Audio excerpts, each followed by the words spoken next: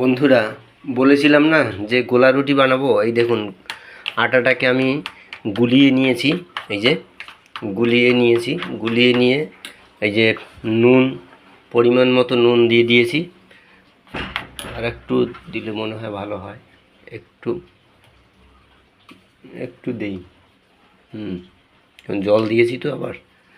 তো আমি এই যে জলটা যেন খুব বেশি না হয়, আবার একেবারে কম হলেও হবে না। তো এই যে আমি করে নিয়েছি। এবারে কড়াই অল্প আগুনটা কম জ্বালাতে হবে, বুঝলেন? আগুনটা আমি কম জ্বালিয়েছি। তো সেইভাবে এবারে আমি এই যে ডটা বানিয়েছি, তো সেইটা আমি কড়াইয়ে দিয়ে দেব। ঠিক আছে, কড়াইতে দিয়ে দেব। এই দেখুন, আমি দিয়ে দিচ্ছি। এই যে দিয়ে দিলাম। হ্যাঁ, আমি পুরো এটা দিয়ে দিলাম। দিয়ে এবারে কড়াইটাকে ধরে জাস্ট একটু এই যে ঘোরাতে হবে, বুঝলেন?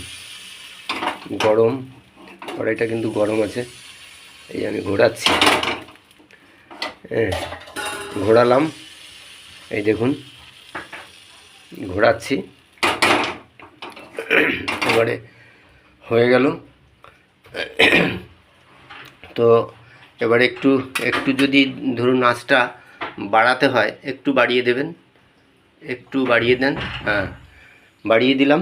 এবার এটা যখন দেখা গেল যে মানে ভাজাটা হয়ে যাবে, ওই যে ফুলে উঠছে, দেখেছেন তো? ফুলে ওঠা শুরু করেছে। এবারে বোঝা যাবে। এই দেখুন, এই যে দেখেছেন কত সুন্দর। এই যে, হ্যাঁ, এই যে এবার আমি ফিরিয়ে দেবো ওটা। ঠিক আছে, আমি ফিরিয়ে দেব।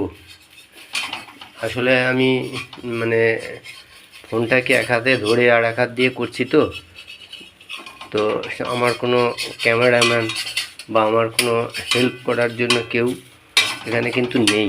আমি একা একাই করছি। ফিরিয়ে দিলাম।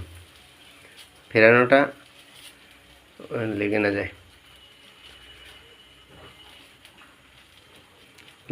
যায়, দেখেছেন? এই দেখুন, হচ্ছে না, এক হাত দিয়ে মুশকিল হয়ে যাচ্ছে। যাই হোক, ওটা আমি পরে ওদিকে ফিরিয়ে দেব। তো এইভাবে প্রত্যেকে গোলা রুটি তাড়াতাড়ি সিম্পলের মধ্যে বানিয়ে খাবেন এবং খুব সুস্বাদু হবে। একটু ঘির পোস্ট দিয়ে নেবেন কড়াইয়ে, তার মধ্যে ছেড়ে দেবেন।